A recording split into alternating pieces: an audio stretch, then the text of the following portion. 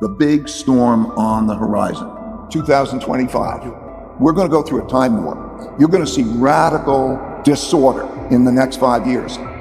First, I should explain that experience I had of learning that many of the things that surprised me because they didn't happen in my lifetime before, but they happened many times in history. The first time I was clerking on the floor of the New York Stock Exchange in 1971, and the United States, Nixon defaulted on the promise to deliver gold for money because they didn't have enough money, real money, gold, and it went down. I went on the floor of the New York Stock Exchange expecting a big down. It went up a lot. That's because I never had a devaluation. If it happened that, I found that in March 1933, the exact same thing happened with Roosevelt on the radio, same thing. Then I studied the 30s, what happened in 1938 in terms of the depression leading to the wars and so on, and the interest rates hitting zero is the exact same thing that happened in 2008. It was because I studied that we were able to make a lot of money in the 2008 financial crisis. So three things started to happen in my lifetime, our lifetimes, that never happened before. And I needed, therefore, to study them in history. The first is the amount of debt and money creation. Huge amounts of debt and money creation. Does that matter? What is the rise and decline of a reserve currency? How does that all work? I needed to see the cycles for that. The second was the amount of internal political conflict, in particular populism of the left and populism of the right. And a populist is a person who will not accept losing. They fight with their contingency, and that dysfunction and that lack of willingness to lose then had January 6th came out after the book, and there's a dynamic that we're going on for that. And the third, of course, is the great power conflict. In other words, the rise of a comparable economic and military power in the form of China rising and competing with the United States, which is also changing that world order. Those three things never happened in my lifetime, but are big things that are affecting things. When I went back in history, I said I needed to study how these things work. Sometimes we overlook the really big things. So I went back and I studied that, and I saw that there were two others that had enormous impact. The two others were acts of nature, in particular drought, floods, and pandemics. And they killed more people, and they toppled more empires and changed more world orders than anything. And certainly, big issue. Now, number 5 is technological changes and how they evolve. So I needed to study those 5 forces. I saw that there's this cycle that repeats over for good cause-effect relationships. I don't believe in a cycle just because it repeats. I started to understand the cause-effect relationships. I studied the 10 most powerful empires of the last 500 years and the last 3 reserve currencies. It took me through the rise and decline of the Dutch Empire and the guilder, the British Empire and the pound, the rise and early decline in the United States Empire and the dollar, and the decline and rise of the Chinese Empire and its currencies, along with their significant conflicts, as measured in this chart. Because looking at all these measures at once can be confusing, I'll focus on the 4 most important ones: the Dutch, British, US, and Chinese. As you can see, they transpired in overlapping cycles that lasted about 250 years, with 10 to 20-year transition periods between them. Typically, these transitions have been periods of great conflict because leading powers don't decline without a fight. In this study, I used 8 metrics: education, inventiveness and technology development, competitiveness in global markets, economic output, share of world trade, military strength, the power of their financial center for capital markets, and the strength of their currency as a reserve currency. Because these powers are measurable, we can see how strong each country is now, was in the past, and whether they're rising or declining. By examining the sequences from many countries, we can see how a typical cycle transpires. Better education typically leads to increased innovation and technology development, and with a lag, the establishment of the currency as a reserve currency. You can also see that these forces then decline in a similar order, reinforcing each other's decline. In a nutshell, the big cycle typically begins after a major conflict, often a war, establishes the new leading power and the new world order. Because no one wants to challenge this power, a period of peace and prosperity typically follows. As people get used to this peace and prosperity, they increasingly bet on it continuing. They borrow money to do that, which eventually leads to a financial bubble. The empire's share of trade grows, and when most transactions are conducted in its currency, it becomes a reserve currency. which leads to even more money. At the same time, this increased prosperity distributes wealth unevenly, so the wealth gap typically grows between the rich haves and the poor have-nots.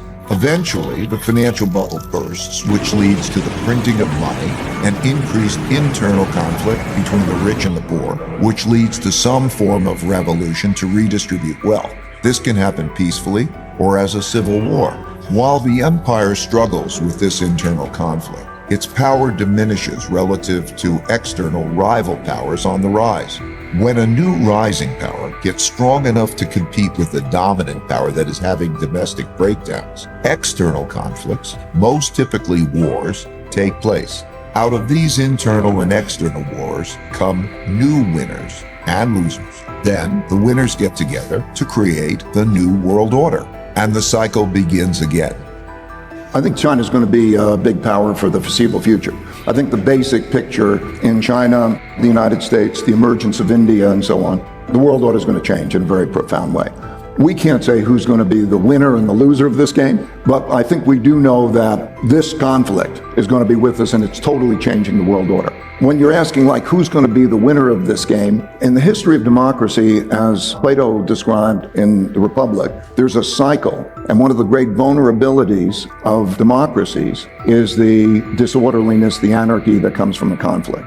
The risk of capitalism is when you have the wealth gap clash and the opportunity gap clash. And that produces risk for democracy. In the 30s, 4 major democracies, because of that dynamic, their parliaments chose to be autocracies. That happened in Germany, Italy, Spain, and Japan. Both have risks. We've all been blessed with this amazing environment, equal opportunity, the ability to be creative, rule of law, civility. But if we risk those things in both of those, then we have a great risk. On this war, I think it depends more on how we are with our circumstances to be strong and capable and relative to them. It certainly is going to be a test of the systems.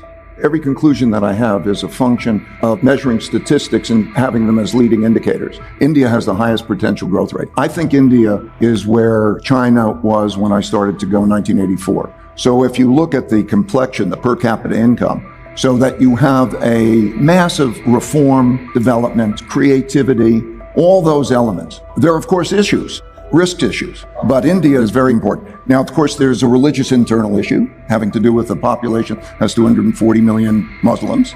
And I don't think that any of these issues is going to stop India. Also, in history, the countries that were the neutral countries did the best, better than the winners in wars. So as we have this conflict between the United States and China and its allies, Russia, and so on, as we see that line up, countries that are in the middle, like India, are going to be net beneficiaries of that. So there are 2 big epicenters where things are happening fast and quick and getting better. Well, let's say 3. One of them is there's the ASEAN countries. We can say that Singapore in essentially is a hub, but the ASEAN countries, which is, Indonesia, Philippines, Vietnam, and all of that, that's going to be a great area. The Middle East, in terms of particularly the Gulf countries, the amount of money, and they're making talent magnets, they're attracting people. You look at how the change in wealth has taken place, that's certainly it. And India. They think there are 2 different systems, 2 different approaches. They would think that an autocratic, they used to have a committee that would make it, but they would say it would be very much like a company. If you had a company, you have a board, you have the executive committee, and so on and so forth, and you make sure you get the leadership. And then they would say that the world should have a competition, and that throughout history, there are these competitions in all the various ways we talk about, and there's an emergence of that, and that there's an inevitability, and I think we say that there's an inevitability for a conflict, because there's a containment, and then there's a desire to expand. And it's like almost keeping a lid on a boiling pot. That's the type of situation. I can go on at length about the particulars of their thing. They have a very good historical perspective because their history has been literally 5,000 years. Like we think of ours, they remember the particulars, and all the leaders study that.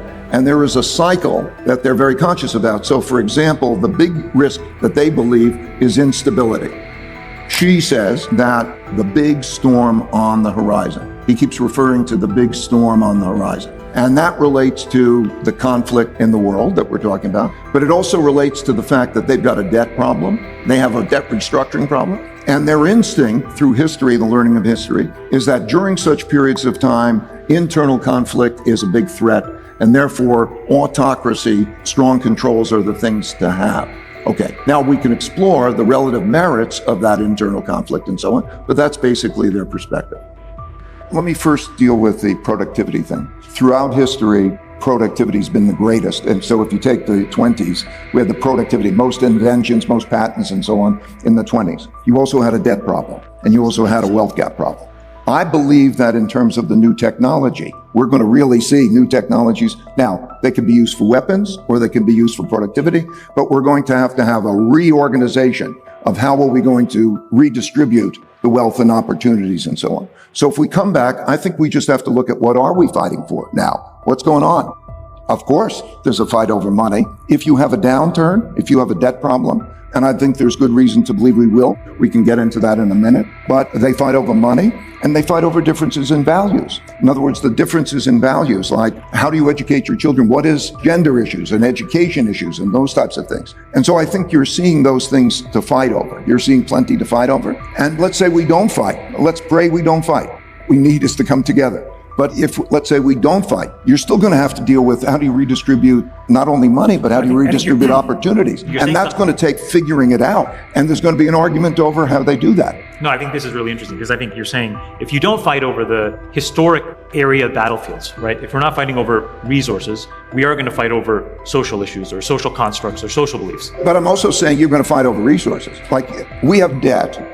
And we'll operate as though it doesn't matter, and we'll continue to have the pile. If you look at history, and we can get into why it is not that goes on a while. And you can't continue to increase your living standards by borrowing more than you're spending. You can't keep accumulating your debt because it has to matter. So these types of things, as they build up, as the debt builds up, as the wealth gaps builds up, the values gaps build up, and then there's difference in reaction to controls. So you see the movement. We will have things to fight over at the same time as we hopefully will have a productivity miracle. I think that in the next 5 years, year by year, we're going to go through a time war. You're going to see radical disorder in the next 5 years as each one of those things comes to pass.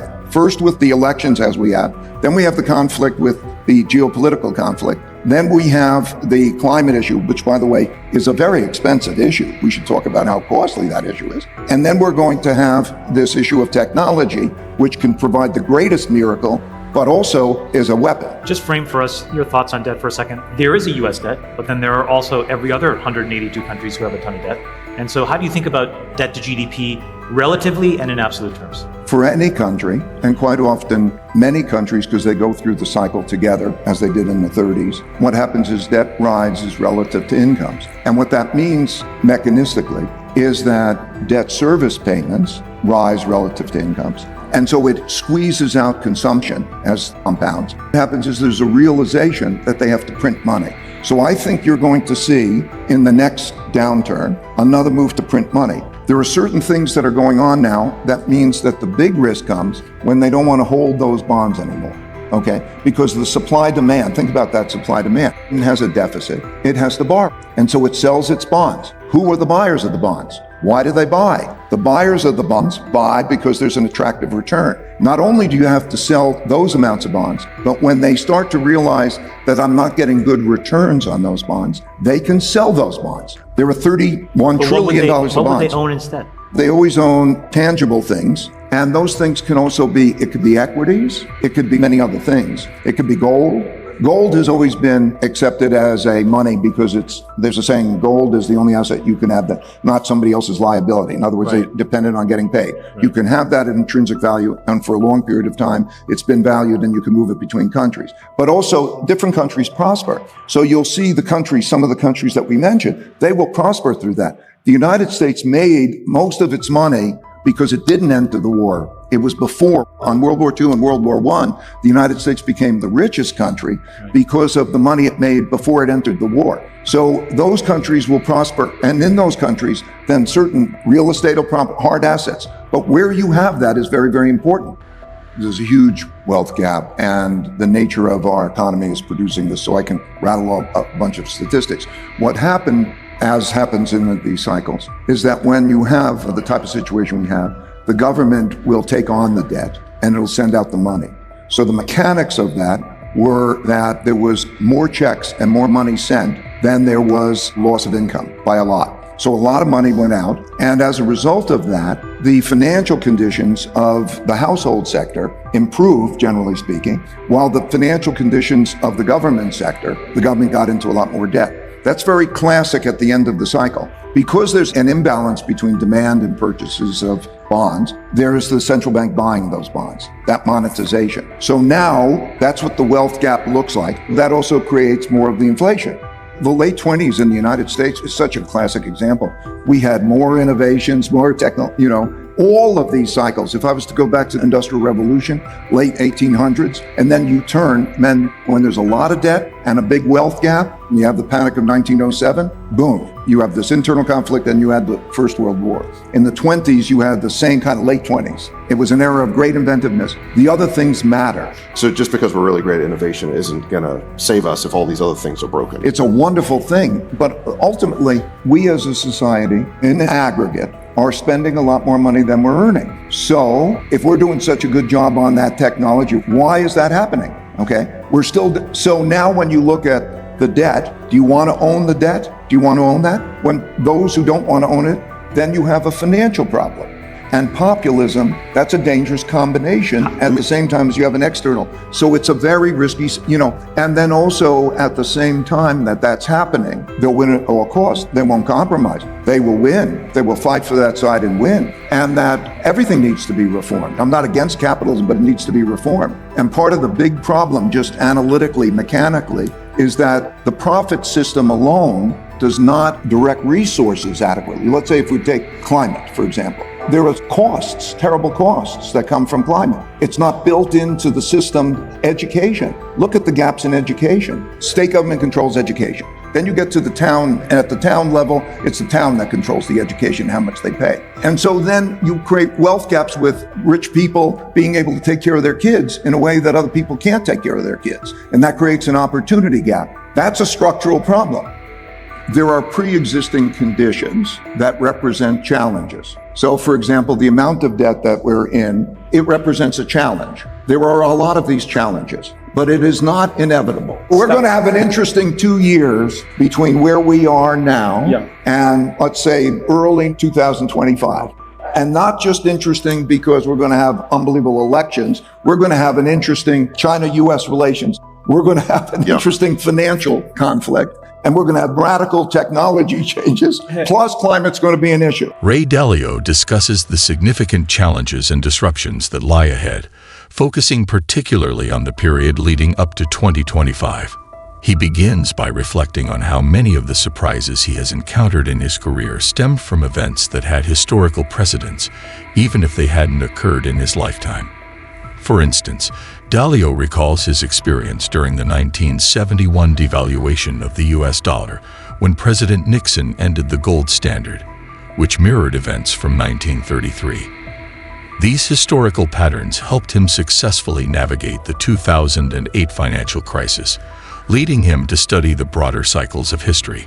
Dalio identifies 5 major forces that are currently shaping the global landscape: massive debt and money creation, internal political conflict, particularly populism, the rise of a competing global power in China, significant acts of nature like pandemics and climate events, and technological changes. These forces, which have not all coincided in his lifetime before, are leading to what he describes as a big storm on the horizon. He explains that these forces follow a cyclical pattern observed in history, particularly in the rise and fall of empires. By studying the Dutch, British, US, and Chinese empires, Dalio observes that these powers tend to follow a similar trajectory. They rise through innovation and strong economic performance, establish a reserve currency, and eventually face internal and external conflicts that lead to their decline. Dalio suggests that the US is currently in the later stages of this cycle, facing significant challenges both domestically and from rising powers like China. Dalio believes that China will be a dominant power in the coming years, significantly altering the global order. He points out that as global conflicts between the US and China intensify, countries like India, which remain neutral, could benefit the most. He also highlights the potential for other regions, such as Southeast Asia and the Middle East, to thrive as they capitalize on shifts in global wealth and power dynamics. In terms of economics, Dalio discusses the risks associated with the massive global debt levels. He warns that as debt levels rise relative to incomes, debt service payments will squeeze out consumption, leading to further economic strain. Dalio predicts that in the next economic downturn, governments will resort to printing more money, but this could lead to a loss of confidence in bonds and other debt instruments, exacerbating financial instability. Dalio also touches on the wealth gap, which he sees as a significant threat to social and political stability. He argues that the current system, which often fails to allocate resources efficiently, particularly in areas like education and climate change, is contributing to growing inequality. He draws parallels to past periods, such as the late 1920s, when technological innovation was high, but underlying economic and social issues led to major conflicts and crises. Looking forward, Dalio anticipates radical disorder over the next 5 years, driven by political conflicts, climate challenges, and technological advancements that could be both beneficial and destructive. He emphasizes that managing these challenges will require significant reforms, particularly in how resources are distributed and how societies address issues like climate change and education. Dalio warns that the current trajectory, with its rising populism, external conflicts, and unresolved economic issues, is leading towards a period of great instability. He calls for a revaluation of capitalism to address these systemic issues, arguing that without reform, the risks of social unrest and economic collapse will only increase. Finally, Dalio underscores the importance of understanding these historical cycles and the forces at play. He stresses that while the challenges ahead are daunting, they are not insurmountable if societies can come together to address them proactively. However, he cautions that the next few years will be particularly challenging, with significant risks to global stability and prosperity.